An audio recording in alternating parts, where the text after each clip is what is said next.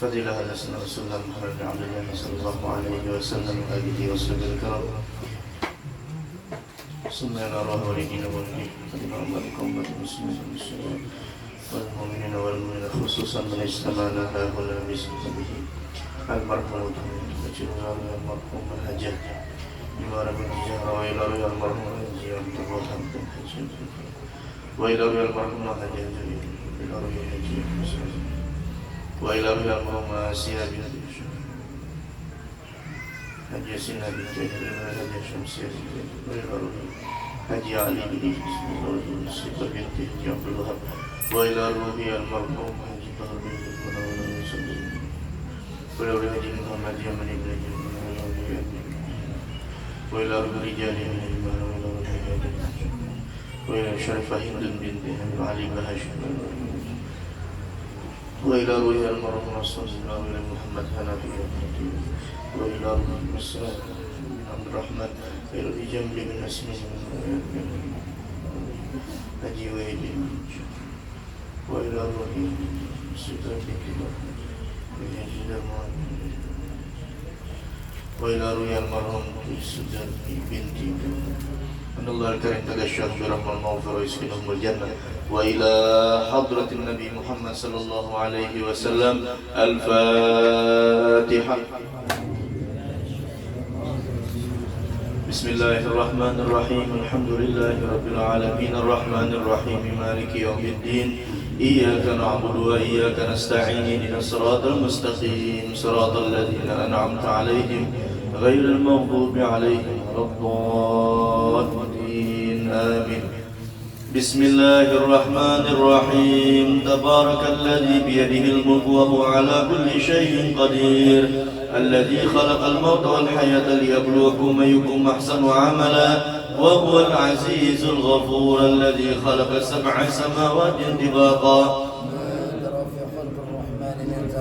فارجع البصر هل ترى من فطور ثم ارجع البصر كرتين ينقلب إليك البصر خاسئا وهو حسير ولقد زينا السماء الدنيا بمصابيح وجعلناها رجوما للشياطين وأعتدنا لهم عذاب السعير وللذين كفروا بربهم عذاب جهنم وبئس المصير إذا ألقوا فيها سمعوا لها شهيقا وهي تمور تكاد تميز من الغيظ كلما ألقي فيها فوج سألوا حسنتها ألم يأتكم نذير قالوا بلى قد جاءنا نذير فكذبنا وقلنا ما نزل الله من شيء إن أنتم إلا في ضلال كبير وقالوا لو كنا نسمع ونعقل ما كنا في أصحاب السعير فاعترفوا بذنبهم فسوقا لأصحاب السعير إن الذين يخشون ربهم بالغيب لهم مغفرة وأجر كبير وأسروا قولكم أو اجهروا به إنه عليم بذات الصدور ألا يعلم من خلق وهو اللطيف الخبير هو الذي جعل لكم الأرض ذلولا فامشوا في مناكبها وكلوا من رزقه وإليه النشور أمنتم من في السماء أن يخسف بكم الأرض فإذا هي تمور أم أمنتم من في السماء أن يرسل عليكم حاصبا فستعلمون كيف نذير ولقد كذب الذين من قبلهم فكيف كان نكير أولم يروا إلى الطير فوقهم صافات ويبدو ما يمسكهن إلا الرحمن إنه بكل شيء بصير أمن هذا الذي وجند لكم ينصركم من دون الرحمن إن الكافرون إلا في غرور أمن هذا الذي يرزقكم من أمسك رزقه بل لجوا في عتو ونفور أفمن يمشي مكبا على وجهه يهدى من يمشي سويا على صراط مستقيم قل هو الذي أنشأكم وجعل لكم السمع والأبصار والأفئدة قليلا ما تشكرون قل هو الذي ذراكم في الأرض وإليه تحشرون ويقولون متى هذا الوعد إن كنتم صادقين قل إنما العلم عند الله وإنما أنا نذير مبين فلما رأوه زلفة سيئة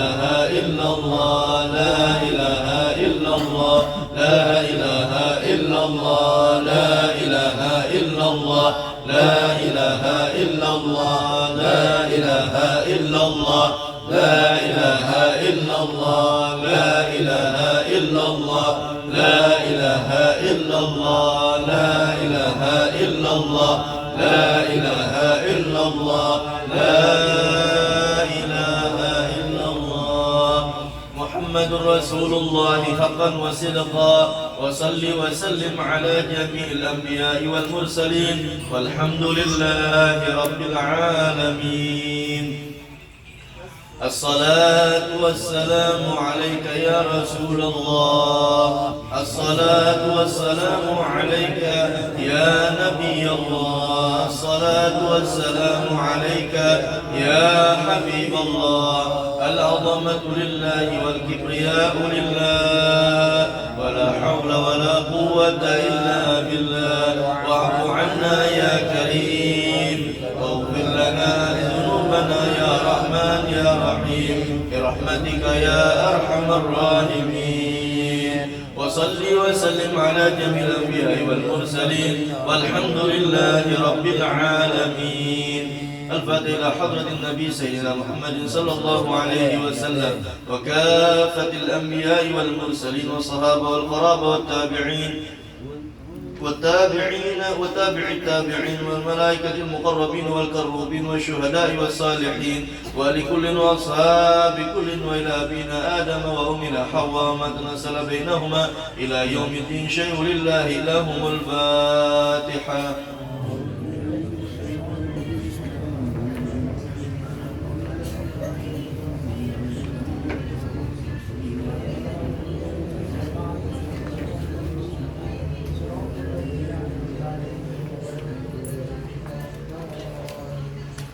ثم إلى روح سيدنا الخضر وسيدنا إلياس وسيدنا عبد الله بن عباس أصولهم وفروعهم ولسلسلتهم والآخرين عنهم شيء لله لهم الفاتحة.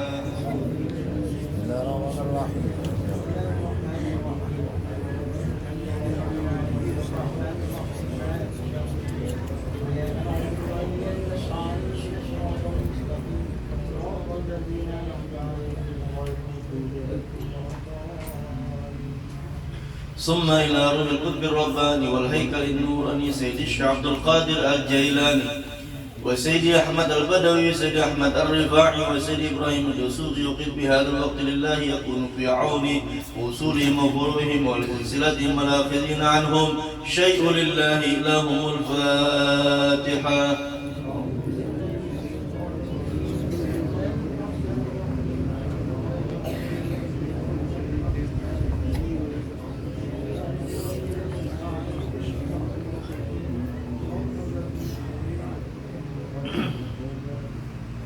ثم إلى روح شيخ الطريقة ومن أهل الحقيقة المشهور بسيد مصطفى البكري بن كمال الدين وأصوله وفروعه والسلسلة والآخرين عنه شيء لله لهم الفاتحة.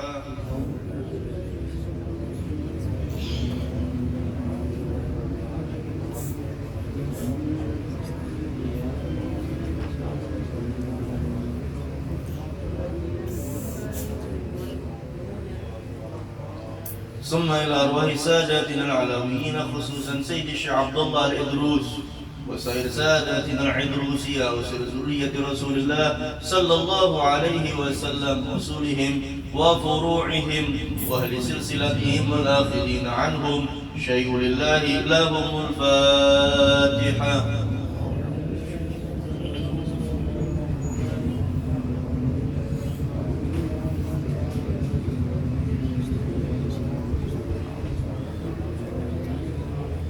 ثم إلى روح قطب الأكوان ومحبوب الرحمن الشيخ محمد بن عبد الكريم السمان وتلامذته وأهل سلسلته والآخرين عنه قدس الله روحه ونور ضريحه وأعاد علينا وعلى الحاضرين والمسلمين من بركات علومه في الدين والدنيا والآخرة شيء لله لهم الفاتحة.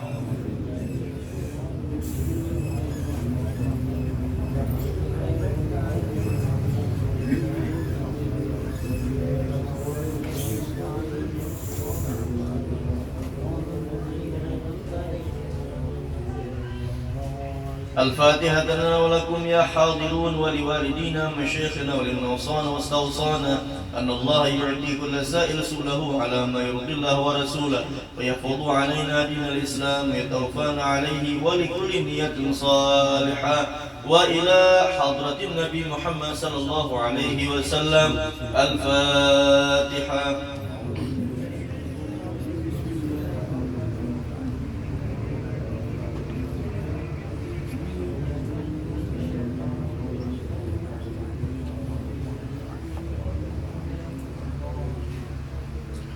بسم الله الرحمن الرحيم. الحمد لله رب العالمين. اللهم صل وسلم على سيدنا مولانا محمد وعلى آله وصحبه أجمعين. اللهم برحمتك عمنا وقنا شر ما همنا وعلى حبك وحب نبيك محمد صلى الله عليه وسلم جميعا توفنا وانت راض عنا واغفر اللهم لنا ولوالدينا مشايخنا ولإخواننا في الله ولجميع المسلمين والمسلمات والمؤمنين والمؤمنات الأحياء منهم والأموات. اللهم استجب دعانا واشف مرضانا وارحم موتانا وصل وسلم على جميع الأنبياء المرسلين والحمد لله رب العالمين. بسر الفاتحة.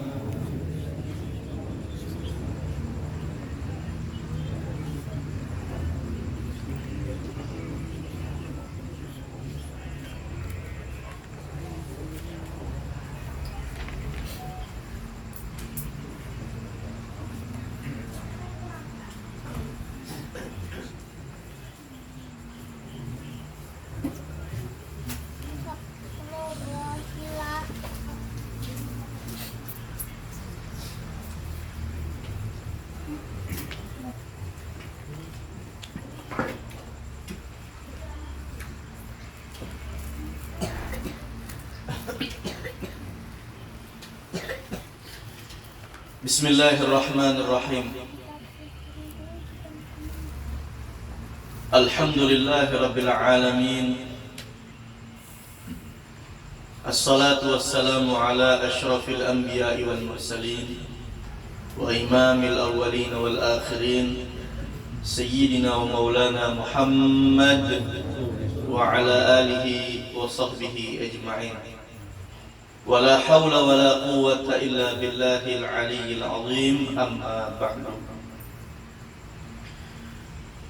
Alhamdulillah, kita kembali dikumpulkan Allah Subhanahu wa taala di dalam majelis yang mulia ini. Mudah-mudahan Allah Subhanahu wa taala, sebagaimana kita datang ke majelis ini membawa banyak dosa, mudah-mudahan kita bubar dari majelis ini Allah ampunkan dosa-dosa kita. Mudah-mudahan segala hajat kita dunia ataupun akhiratnya dikabulkan Allah. Dan mudah-mudahan di sisa umur kita Allah Subhanahu wa taala berikan keberkahan sehingga di sisa-sisa umur kita gunakan semakin dekat, semakin taat, semakin takwa kepada Allah Subhanahu wa taala. Amin ya rabbal alamin. Sayyidina Sufyan Ats-Tsauri beliau mengatakan, "Man la'iba bi umrihi dayya'a ayyam harfihi." Barang siapa yang bermain-main, barang siapa yang bermain-main di dalam umurnya, artinya umur berlalu tanpa diisi dengan taat kepada Allah, diisi dengan sesuatu yang bersifat permainan. Apa yang bersifat permainan? Allah berfirman di dalam Al-Quran, "Wa mal hayatud dunya illa la'ibun wa lahwun waladdarul akhiratu khairul lil ladzina yattaqun afala ta'qilun." Tidaklah kehidupan dunia ini kecuali la'ibun, permainan. Permainan.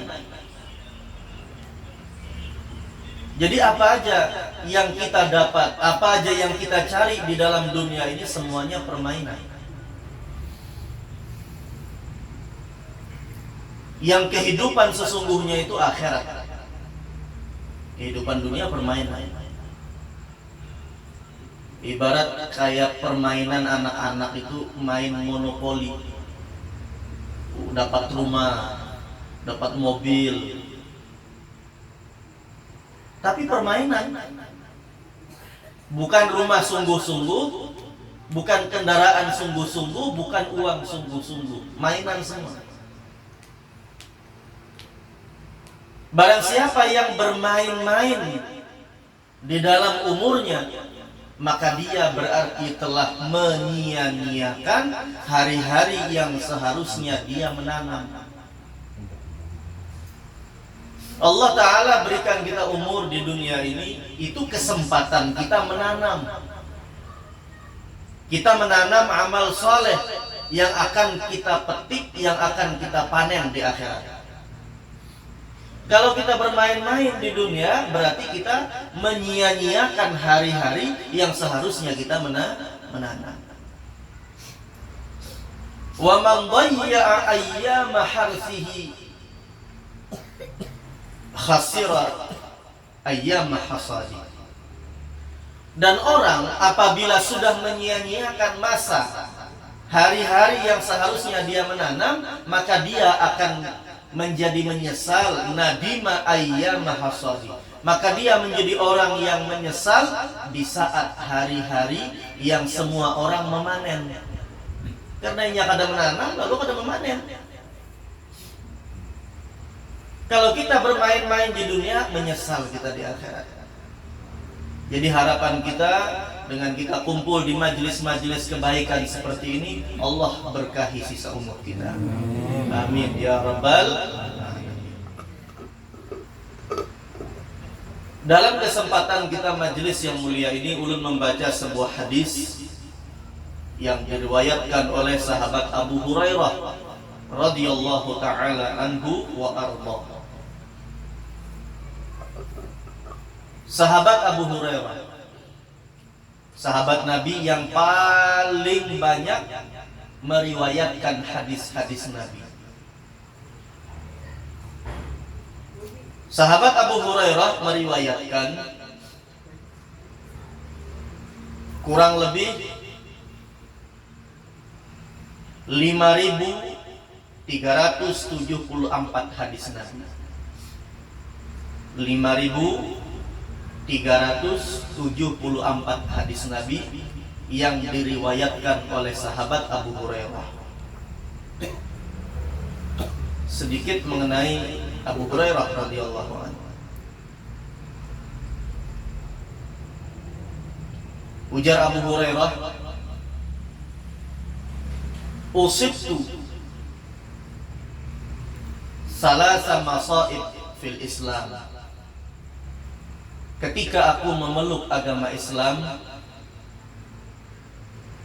ada 3 yang aku anggap musibah bagiku. Yang lain musibah, 3 ini musibah. Yang pertama, mautun Nabi, wafatnya Nabi sallallahu alaihi wasallam. Itu musibah.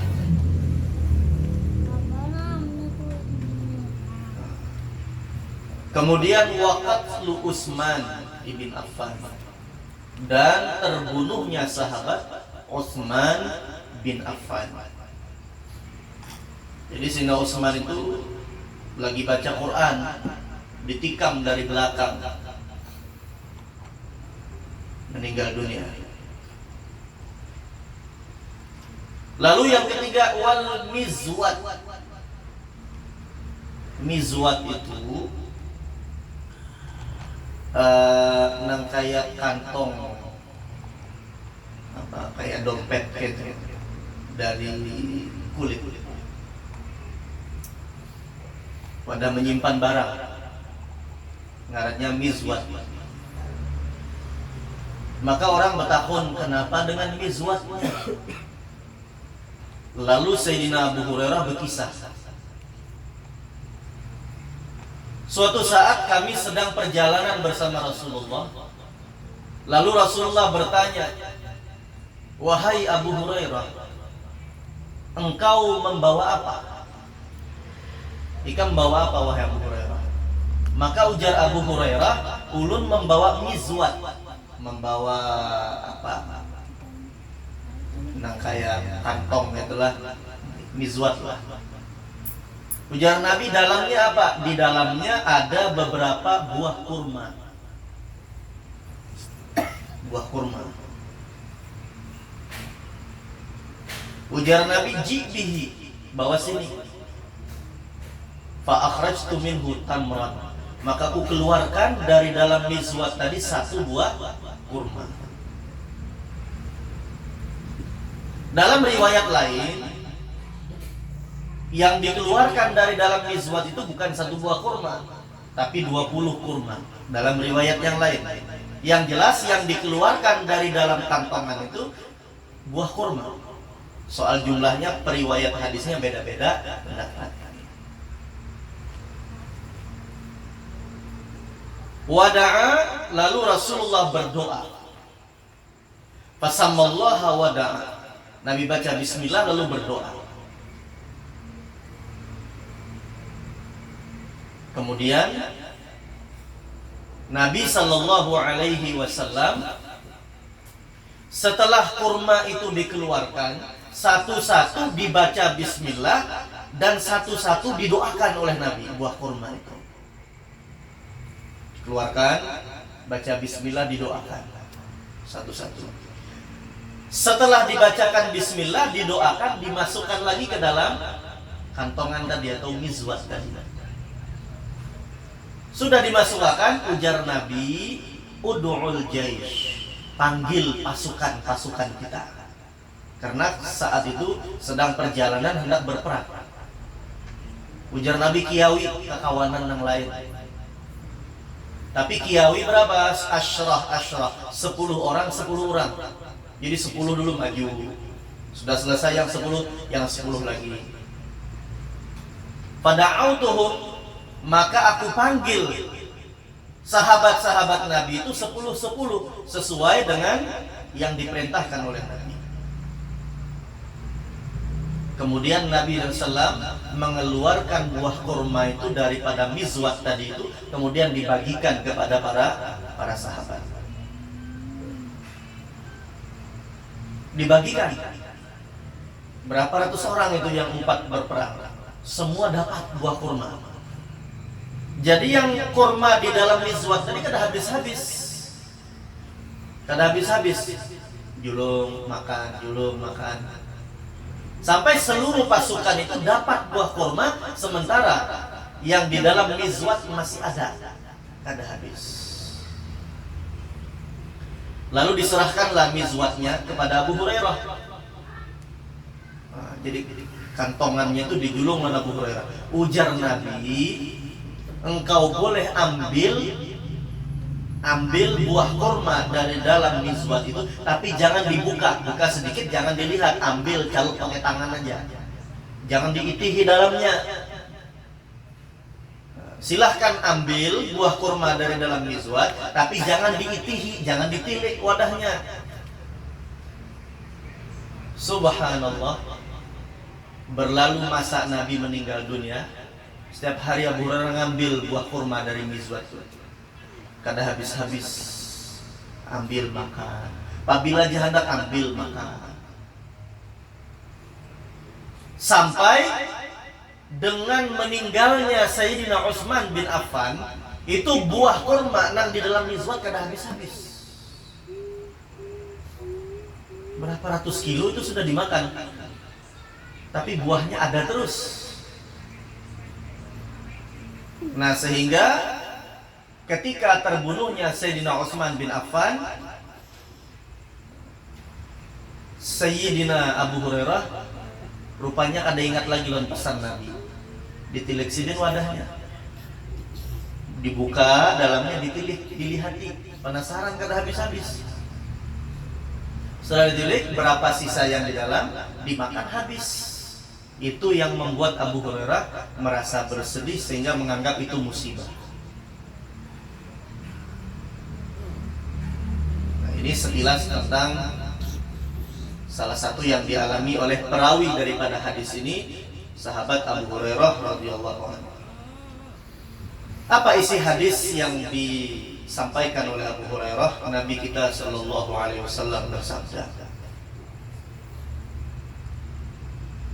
ujar Nabi, "Ma nahaitukum anhu fajtanibu, wa ma amartukum bihi fa'tu minhu mastata'tum. Fa inna ma ahlakal ladzina min qablikum kathratu masailihim wa ikhtilafuhum ala anbiya'ihim." Rawahul Bukhari wa Muslim. Ujar Nabi, apa-apa yang aku perintahkan, apa-apa yang aku larang atas kalian, fajtanibuh, maka jauhi. Ujar Nabi, apa yang aku tangati, jauhi. Wa ma amartukum bihi fa'tu minhu mastata'tum. Dan apa-apa yang aku perintahkan atas kalian, maka kerjakanlah semampu kalian. Kalau Nabi melarang kita, ujar Nabi, jangan ini, jangan itu, jauhi. Dan apa-apa yang diperintahkan oleh Nabi, ujar Nabi, lakukan ini, lakukan itu, maka lakukanlah, kerjakanlah semampu kalian. Sesungguhnya yang membinasakan orang-orang sebelum kalian, kasratu masailihim, yaitu banyaknya mereka menyoal. Jadi para nabinya disoal, ditakuni ini, ditakuni itu, menyoal para nabinya. Ketika ada perintah agama, perintah dari Allah, disoal. Kadang langsung diterima dengan iman, disoal dulu, dikritik dulu. Setelah mereka menyoal, waqtilafuhum ala anbiya'ihim, mereka menyelisihi para nabinya. Itu yang menyebabkan kebinasaan umat-umat sebelum kalian, ujar Nabi Sallallahu Alaihi Wasallam. Nah, kita bahas ini sedikit-sedikit, mudah-mudahan sampai waktunya. Hadis ini pendek hadisnya, tapi Nabi kita ini di antara mukjizat sidin, ucapannya sedikit, tapi maknanya dalam. Maknanya luas dari apa yang disampaikan oleh Nabi. Apa yang dilarang oleh Nabi, jauhi. Apa yang diperintahkan Nabi, kerjakan semampunya. Yang dilarang oleh Nabi itu ada dua kemungkinan. Kemungkinannya yang dilarang itu berupa larangan haram, bisa juga kemungkinannya larangan yang makruh. Ada larangan yang haram, ada larangan yang makruh. Baik itu larangan yang haram ataupun larangan yang makruh, kita jauhi. Kenapa dijauhi? Karena Nabi melarang. Kenapa kita jauhi? Karena Nabi nangati. Jangan, jar Nabi, jangan. Walaupun itu makruh. Kalau yang haram itu sudah pasti kita kerjakan, berdosa. Tapi kadang-kadang yang jadi masalah ini yang makruh. Ujar Nabi, la ta'kulu bishimal, fa inna syaitana ya'kulu bishimali. Jangan kalian makan dengan tangan kiri, ujar Nabi. Karena syaitan itu makan dengan tangan kirinya. Bolehlah kita makan dengan tangan kiri? Boleh. Boleh. Berdosalah dalam ilmu fikih karena berdosa. Karena larangan ini sifatnya larangan makruh. Larangan makruh. Ujar Nabi, la tanaffatsu fil ina. Jangan kalian behinak di dalam wadah air. Kita minum nih, jangan behinak di gelasnya. Bolehlah behinak dalam gelas, boleh. Waktu kita minum tuh sambil behinak dalam gelasnya, pehinakan masuk ke dalam gelas. Bolehlah, boleh, kada masalah dalam ilmu fikih. Tapi kita tidak sedang membahas hukum fikih. Kita kadang bahas fikih di sini. Kita membahas bahwa itu larangan Nabi. Artinya kalau itu dilarang oleh Nabi, Nabi artinya kada suka kalau kita melanggarnya, makanya Nabi larang. Jadi kalau kita makan lawan tangan kiri, itu bukan lagi soal makruh, tapi yang jadi persoalan itu dilarang oleh Nabi, kita langgar. Ujar Nabi jangan, tapi kita langgar. Itu yang jadi masalah. Sehingga kalau kita melihat dari segi ininya, dari segi melanggar Nabi, dosa lah melanggar Nabi. Ini ujar Nabi jangan, kita langgar. Menurut dia berdosa lah. Ujar Nabi jangan.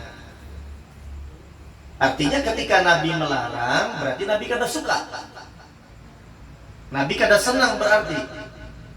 Apa yang Nabi tidak senangi kita lakukan.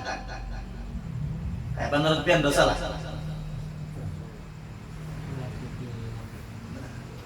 Ini yang jadi masalah.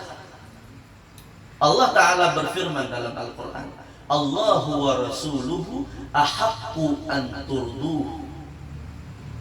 Allah dan Rasulnya itu paling berhak untuk kalian raih ridhonya.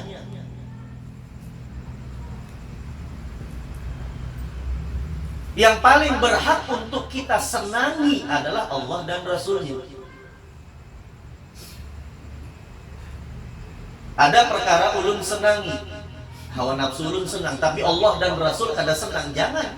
Walaupun ulun ketujuh, tapi kalau Allah dan Rasulnya kada senang, Allah dan Rasulnya kada suka, jangan. Karena yang paling berhak kita cari ridhonya, kita cari senangnya adalah Allah dan Rasul. Ketika Nabi melarang, artinya Nabi kada senang. Kada senang. Itu kita langgar. Yang kada disenangi Nabi kita langgar. Kita lakukan yang kada disenangi Nabi. Ini yang kadang-kadang menjadi bahaya. Bukan soal makruhnya. Bujur aja dalam ilmu fikih kada apa-apa. Makan sambil berdiri kada apa-apa. Tangan kiri pulang kada apa-apa juga. Kada berdosa dalam ilmu fikih. Tapi soal melanggar nabinya ini lain perkara.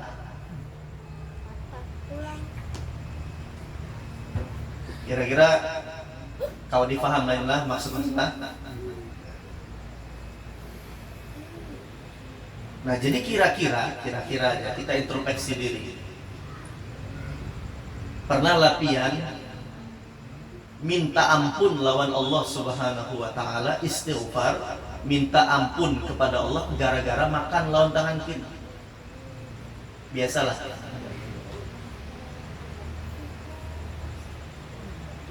Kada biasa sekolah. Kada biasa ya lah. Hujan harinya yang di luar bisa masuk.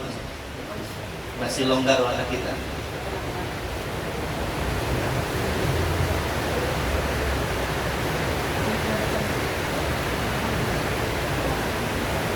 Maju aja, maju.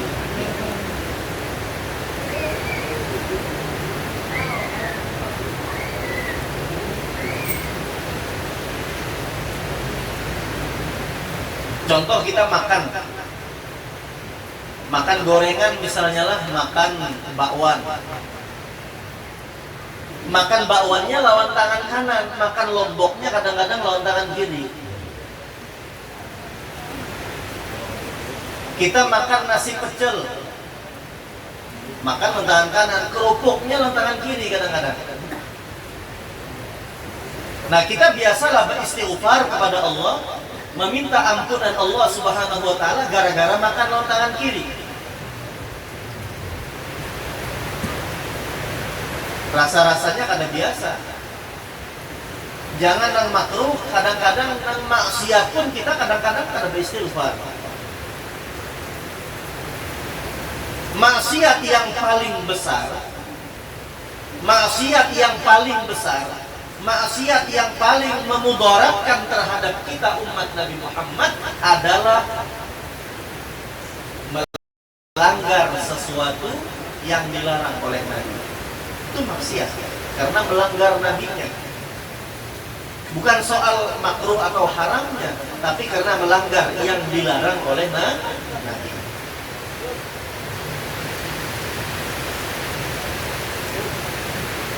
Kemudian wama amartukum bihi, ujar Nabi, apa yang aku perintahkan terhadap kalian, maka kerjakanlah semampu kalian.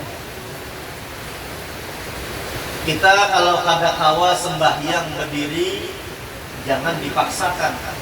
Sembahyang duduk boleh. Kada kawa juga berduduk, boleh sholat dalam keadaan berbaring. Ini yang dimaksud oleh Nabi. Jadi Nabi kada memaksakan harus sembahyang berdiri. Ketika kada mampu, boleh duduk. Kada mampu duduk, boleh berbaring. Kayak contoh sholat sunnah. Nabi nyuruh kita sholat witir itu 11 rakaat. Ulun belum mampu lagi 11 rakaat. Mampunya 3.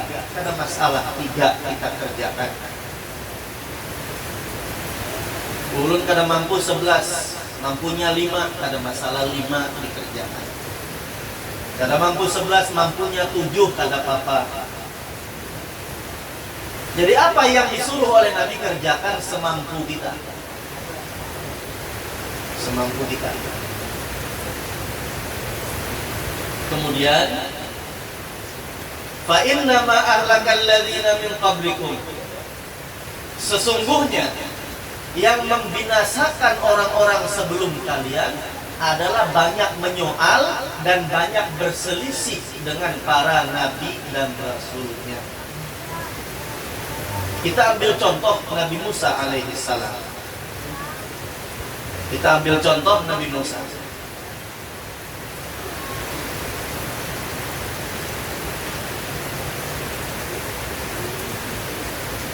Ada satu kampung. Di kampung itu ada orang sugih, orang kaya raya.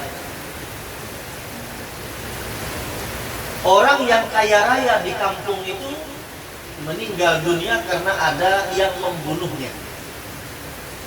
Didapati orang kampung meninggal. Diselidiki, ternyata meninggalnya karena dibunuh. Tapi kada tahu siapa pembunuhnya.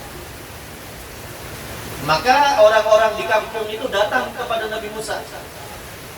Wahai Musa, minta kepada Allah petunjuk siapa pembunuh dari warga kampung kami yang kaya raya ini. Siapa pembunuhnya, mintakan kepada Allah. Lalu disampaikanlah oleh Nabi Musa kepada Allah Subhanahu wa ta'ala. Apa jawab Allah?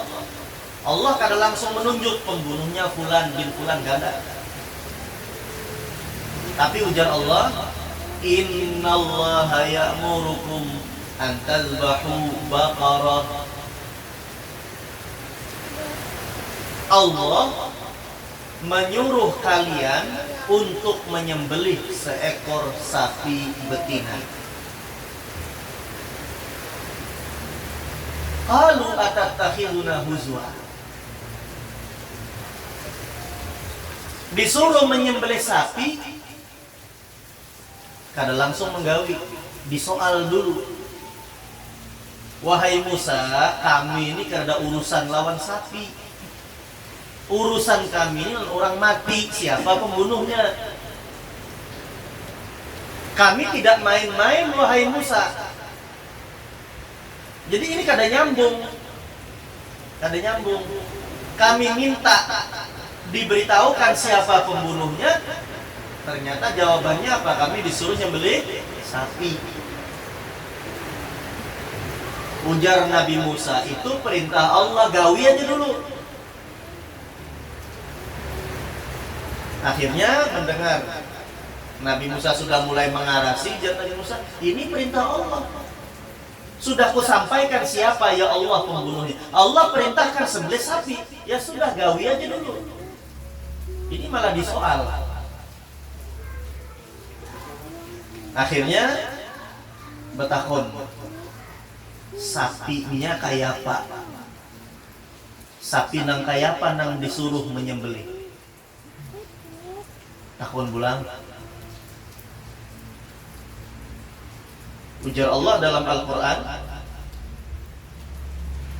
sapinya kada talalu tuha, kada jua anum, awanum baina zalik. Tengah-tengah. Sadang, umurnya sadang. Jangan sapi nang ketuhaan, jangan juga sapi keanuman. Yang umurnya sadang. Lalu apa jar Allah, fa'alu ma tu'maru. Gawi aja nang kusuruh nih jar Allah. Bertakun pulang. Apa warna sapinya? Warna sapinya kayak apa? Lalu jar Allah, baqaratun safra faqi'ul launuha tasurrun nazirin. Dijawab oleh Allah, sapinya warnanya kuning keemas-emasan. Gara-gara banyak takun lalu mengalihi seorang. Kemana mencari sapi kuning keemas-emasan kulitnya? Akhirnya ya sudah cari aja. Cari. Singkat kisah, ada di satu kampung, kampungnya lain kampungnya lagi, jauh kampungnya dari kampung nang disuruh menyembelih sapi ini. Di kampung itu ada seorang anak muda yang sangat berbakti dengan kedua orang tuanya. Baktinya luar biasa. Ketika ayahnya meninggal dunia, ayahnya meninggalkan seekor sapi betina. Tidak ada lagi warisan selain sapi ini aja. Si pemuda ini luar biasa. Baktinya kepada orang tuanya luar biasa. Kalau malam, itu malam dibagi jadi 3 waktu. Dibagi jadi 3. Sepertiga yang pertama, pemuda ini duduk di parak mamanya, mengipasi mamanya. Sepertiga malam yang pertama duduk parak mamanya ngipasi. Kipasi sampai tengguringan. Ketika ibundanya sudah tertidur, lalu ditinggalkannya, si pemuda itu lalu sholat di sepertiga malam yang kedua. Sudah tuntunginya sholat, guring di sepertiga malam yang terakhir. Jadi malam dibagi 3. Satu bagian untuk bakti kepada ibunya, satu bagian untuk sholat, satu bagian untuk guring. Itu saban malam kan. Kemudian kalau inya bekerja, si pemuda ini bekerja, hasil dari kerjanya dibagi 3. Dibagi 3 juga. Satu bagian untuk biaya hidup sehari-hari, satu bagian disedekahkan, satu bagian diberikan untuk ibunya. Jadi kayak itu aja terus putarannya. Bila malam kayak itu, bila siang kayak itu. Sampai pada akhirnya sang ibu mengatakan kepada sang anak, "Nak, sapi kita ini jual ke pasar." Jual.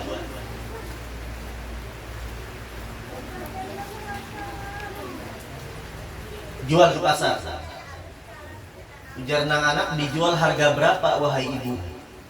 Ujar nang ibu, dijual seharga 3 dinar. Jual harganya 3 dinar. Dinar tuh emas lah. Sekeping dinar itu berapa gram tuh emasnya? Masing-masing itu beda-beda dinarnya. Kalau dinar Madinah berapa gram, kalau dinar Yaman berapa gram, itu di zaman dahulu beda-beda. Ya anggaplah misalnya 3 gram. Berapa harga emas nih? Segramnya berapa? 800.000 lah, kurang lebih. Kalau 3 dinar berarti berapa? 9 gram emas. 9 kali 800.000. Kurang lebih seitulah. Ujar nang mama jual harga 3 dinar. Jual harga 3 dinar. Sampai di pasar ada yang menawar dengan harga tinggi. Ujar orang menawar, maulah kalau sapi ini kutukari harganya 5 dinar. Ujar nang si anak ini tadi, katawa dijual harga 5 dinar. Karena ibuku berpesan jual harga 3 dinar. Jadi harga nang dipatok oleh nang mama itu aja sudah dijual. Lalu ujar nang menawar, ikam bulik aja bawa sapinya, padahkan bahwa aku menawar dengan harga 5 dinar. Sampaikan bulik, madahkan lawan nang mama, ada orang menawar 5 dinar, kayak apa jual lah. Ujar mamanya, jual nakai 5 dinar. Sampai esok ke pasar, ditawar orang lagi. Lain lagi orang nang menawar, ditawar dengan harga lebih tinggi lagi. Ujar nang anak ini tadi, ulun kada berjual kalau lebih dari 5 dinar, karena ujar mama 5 dinar. Padahal kalau dijual lebih kan untung ya kan. Tapi karena mamanya berpasan 5 dinar, ya 5 dinar. Lalu ujar nang hendak menukar, bulik aja. Padahal lawan mama aku menawar lebih, anggapnya 10 dinar lah misalnya. Karena esok datangi lagi ke sini. Ternyata datang ke pasar, ditawar lagi dengan harga yang lebih tinggi. Singkat kisahnya, mamanya berpesan, pian ini sebenarnya bujur hendak menukar atau sekedar menguji kami kah? Ini menguji apa memang hendak menukar? Nah itu pesan mamanya, sampaikan lawan nang menawar esok. Esok dibawa sapinya ke pasar, datang menawar lagi, orangnya lain-lain. Hari pertama, kedua, ketiga lain-lain orangnya. Maka ujar si anak, pian ini hendak menukar sapi kah, hendak menguji kami kah? Ujar nang menawarnya tadi, kami ini malaikat-malaikat Allah, memang untuk menguji kalian. Lalu apa yang dikehendaki oleh engkau wahai malaikat Allah? Ujar si malaikat menjawab, aku ini diperintahkan oleh Allah menyampaikan kepada engkau bahwa sapi itu jangan dijual kecuali dengan harga emas yang memenuhi kulitnya. Jadi sapi itu disembelih, dikuliti, kulitnya diisi dengan emas sampai hibak emasnya, itu harga sapinya. Kalau kada seharga itu jangan dijual. Singkat kisahnya lagi, akhirnya datanglah orang nang dari kampung tadi nang disuruh Nabi Musa. Karena memang sapi milik pemuda ini sesuai sifatnya yang disebutkan oleh Allah Subhanahu wa ta'ala. Sapinya kada terlalu tua, kada juga terlalu anum, kemudian warna kulitnya kuning keemasan. Tasurun nawirin, nyaman dilihat. Mata itu kalau melihat sapi itu ketujuh melihat, karena kulitnya bagus.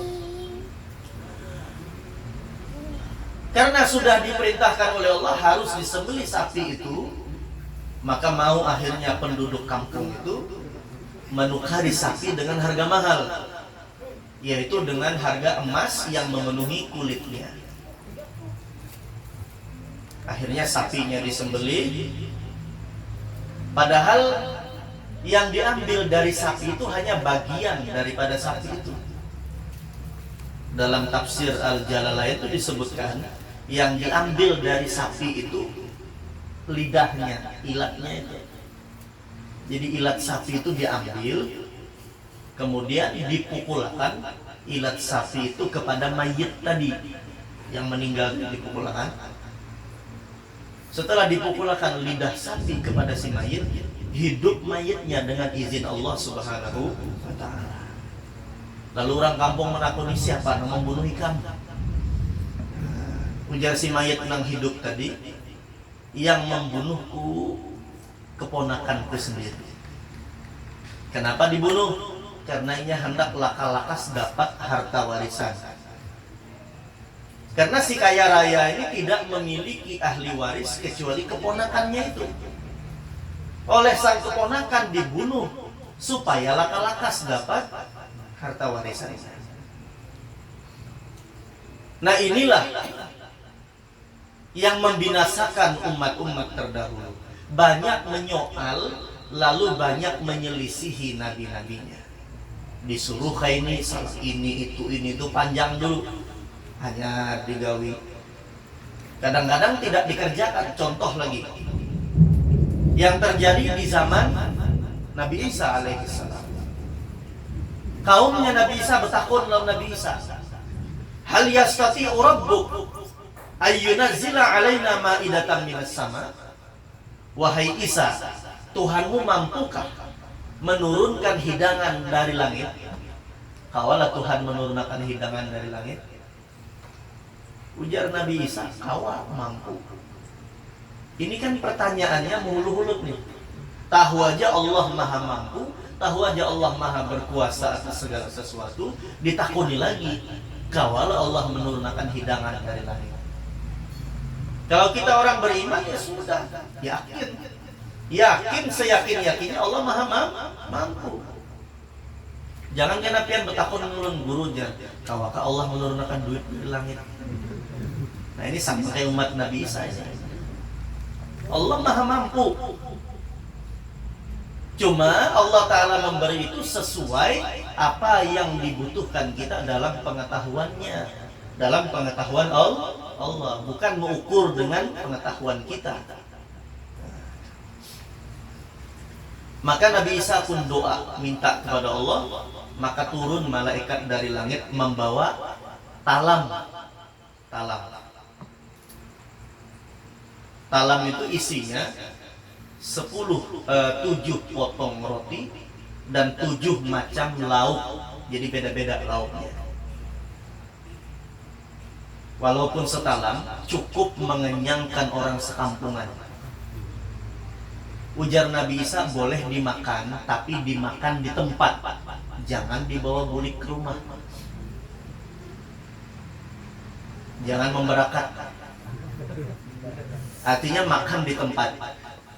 Karena apa? Allah melarang kalau membawa bulik. Allah nyuruhnya makan habis-habis di situ sekenyang-kenyangnya. Allah melarang membawa bulik. Lalu diselisihi nabinya. Masing-masing bawa kresek, simpan bawa bulik. Apa yang terjadi? Fakhanu waddakharu. Mereka berkhianat dengan perjanjian yang dibuat. Waddakharu, mereka bawa bulik. Dibawa bulik. Ujar Allah, jangan dibawa bulik. Famasahu famusihu kiradatan wa khanazir. Akhirnya mereka pun dikutuk oleh Allah. Sebagian ada yang menjadi babi, sebagian ada yang menjadi kera, jadi warik. 40 hari limbahnya matian. Jadi manusia diubah Allah Ta'ala wujudnya menjadi warik. Sebagian yang lainnya diubah oleh Allah wujudnya menjadi babi. Lalu dibinasakan oleh Allah setelah 40 hari. Kalau umatnya Nabi Musa itu kan jadi warik aja, jadi warik. Nah, jadi warik. Kalau umatnya Nabi Isa ini ada yang jadi warik, ada yang jadi babi. Naudzubillah. Ini akibat menyelisihi Nabi. Ada juga ulun dapat kisah dari peguruan. Cuma kalau ulun buka kitab mungkin kurang kitabnya yang dibaca, kurang banyak yang dibaca, jadi kada dapat kisah itu. Peguruan pernah mengisahkan dulu kita waktu belajar fikih, bahwa di dalam fikih itu ada hadis Nabi SAW, apabila kita bangun guring, itu tangan jangan langsung dimasukkan ke dalam wadah banyu, basuh dulu 3 kali,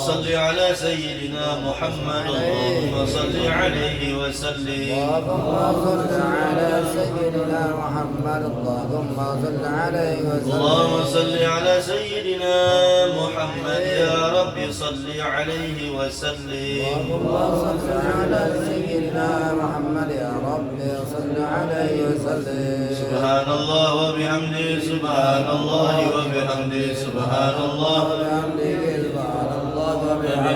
سبحان الله وبحمده سبحان الله وبحمده سبحان الله وبحمده سبحان الله وبحمده سبحان الله بحمده سبحان الله وبحمده سبحان الله وبحمده سبحان الله وبحمده سبحان الله وبحمده سبحان الله العظيم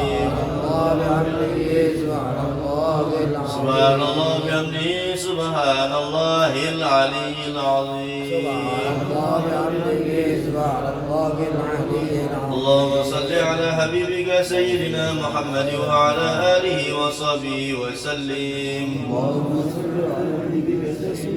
محمد وعلى آله وصحبه اللهم صل على حبيبك سيدنا محمد وعلى آله وصحبه وبارك وسلم أجمعين اللهم صل على حبيبك سيدنا محمد وعلى آله وصحبه وبارك وسلم أجمعين آمين. بسم الله الرحمن الرحيم الحمد لله رب العالمين اللهم صل وسلم على سيدنا محمد وعلى آله وصحبه أجمعين اللهم أوصل وبلغ وتقبل واجعل ثواب ما قرأناه من القرآن العظيم ما هللنا وما سبحنا وما صلينا على نبيك المصطفى محمد صلى الله عليه وسلم وما فعلنا من أنواع الخيرات في هذا المجلس وهدية واصلة ورحمة نازلة وبركة شاملة وصدقة متقبلة نهدي ثواب ذلك إلى حضرة سيدنا رسول الله محمد بن عبد الله صلى الله عليه وسلم ثم إلى أرواح آبائه وإخوانه من الأنبياء والمرسلين صلوات الله وسلامه عليه وعليهم أجمعين